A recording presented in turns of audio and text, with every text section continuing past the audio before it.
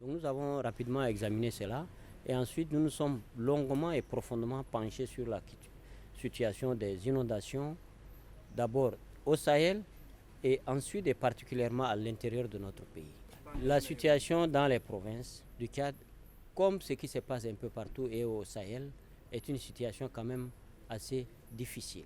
Nous n'avons jamais eu autant d'eau, ni en 2022, et particulièrement dans certaines provinces, celles du nord du Tchad, qui ne sont pas des provinces à forte pluviométrie. Et au niveau central, l'ensemble des départements ministériels concernés sont à pied d'œuvre pour apporter des réponses dans l'urgence, mais aussi des réponses structurelles. Pour ce qui est des urgences, très rapidement, les services de solidarité, en actionnant des dispositifs locaux, mais aussi des soutiens à partir de N'Djamena, vont apporter les soutiens qu'il faut de la solidarité nationale à toutes les populations qui sont dans une situation de sinistre et de gravité. Nous sommes assez préoccupés. Évidemment que à l'est du pays, au nord et au sud, à l'extrême sud, il y a eu beaucoup d'ouvrages de franchissement qui ont été endommagés. Des réponses aussi sont en train d'être apportées. Les équipes sont sur le terrain ou bien sont en train de partir sur le terrain. Donc c'est pour vous dire que c'est le moment d'appeler à davantage de solidarité. C'était le message du chef de l'État, du chef du gouvernement, et le comité essaie de le relayer.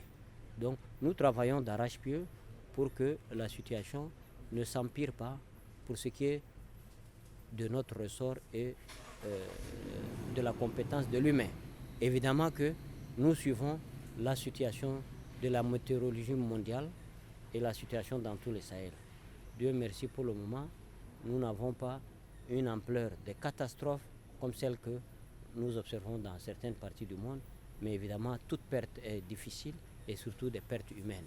Et nous déplorons aussi des pertes humaines, même si ce n'est pas à la même échelle que dans certains pays. Donc nous restons solidaires, nous sommes aussi préoccupés par tout ce qui se passe dans le Tibesti, dans le Sila, à l'est du pays, les routes qui sont coupées, et aussi à N'Djamena, où malgré l'étendue des eaux qui ont dépassé celle de 2022, la situation nous semble mieux gérée.